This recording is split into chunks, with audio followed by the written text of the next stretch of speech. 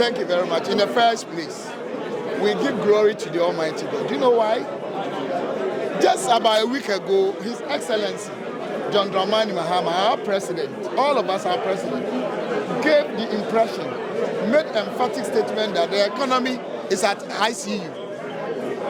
And now the finance minister has come here to tell us that the economy is growing at 5.7%, higher than 3.6% they left for us. I think you media should start questioning the NDC. Now our debt to GDP is 61.8%. They left 72.5%.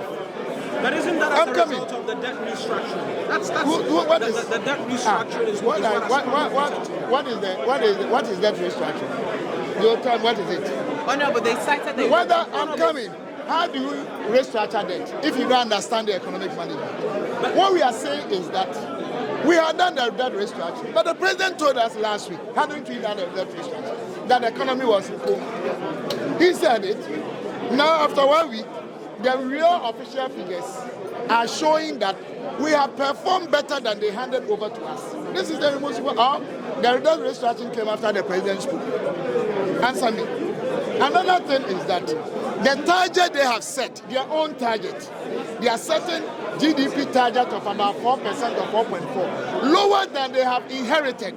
Can you imagine that you came to meet economy growing 5.7%? You said that me, after 1 year, I can grow it 4.4, and Ghanaians are sitting there. So we are so happy. We are all, we are so happy, my good brother. We are so happy, very happy. Happy that what? We are exonerated. Now, Ghanaians have seen whether we left a comatose economy or we left an economy which was doing well, which has been fully restored after the global crisis. Now, they've given a number of promises. It's easier said than done. In Akan language, they say, how realistic is this? Check. They say they want to set up Women's Bank. What does the act says? What does the law say? You need at least 400 million Ghana cedis. Now they say that they made provision of 50 or 51 million. The argument you just made was that they are just setting boss, it up, and that when it becomes a boss, if you want to set up a bank, you need a capital of 400 million. Unless they want to tell us that now they are going to undermine the same law that has conferred on us the power as ministers, as MPs, as authorities to execute the affairs of the state. Look, maybe they did not analyze things well. You couldn't have told the whole country that you have just 50 million Ghana cedis to set up a bank when the law of the country, when the act of the country says otherwise. Are they doing that in impunity? I'm sure they made a mistake. Whether transpositional error, whether intentional error, because Atuforce is a nice person. Right. So they should come again and tell Ghanaians that do they mean 500 million Ghana cedis? Or they really mean maybe one of the zeros got missing. Other than that, somebody might have said they are deceiving us, which I don't want to. All right, well, let's stick to the promises that they've made. That the sentiment is that good initiatives outside of your argument that you've been exonerated on the economic front. There's a sense of hope that Ghanaians can have after today. Now, promises. We all make promises. The NDC had made one of the most welcoming promises before. They said that when they come to power, premium, national health insurance premium, you pay only one lifetime. Did they fulfill that? So it's easier said than done. We yet to see whether what they are saying is feasible, whether in terms of timeliness, in terms of correctness, whether we have the economic muscles, economic ability or capacity to do that.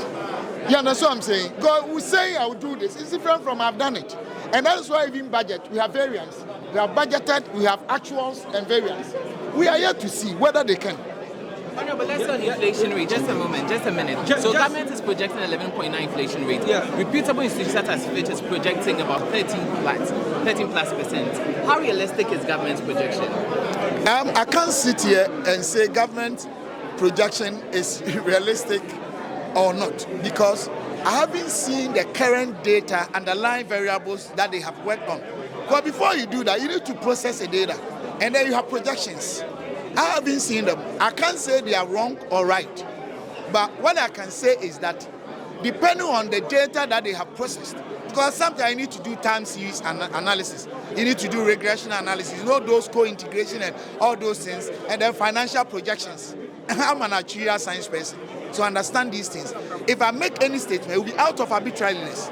We are yet to see whether they can fulfill that promise. If they are able to fulfill that, good. But if they are not able to fulfill that, then Ghanaians will take them on. Then I want to ask you again. Now, economic figures and indicators are good. Because if the indicator goes down, sometimes you say that, oh, it's not reflecting in our pocket. If it goes up, it's an issue. So which is which? So I can't say it's realistic or not realistic because I don't have the data that they work with. But if they're able to reduce it up to 11 from 2023, I think it will be a good news.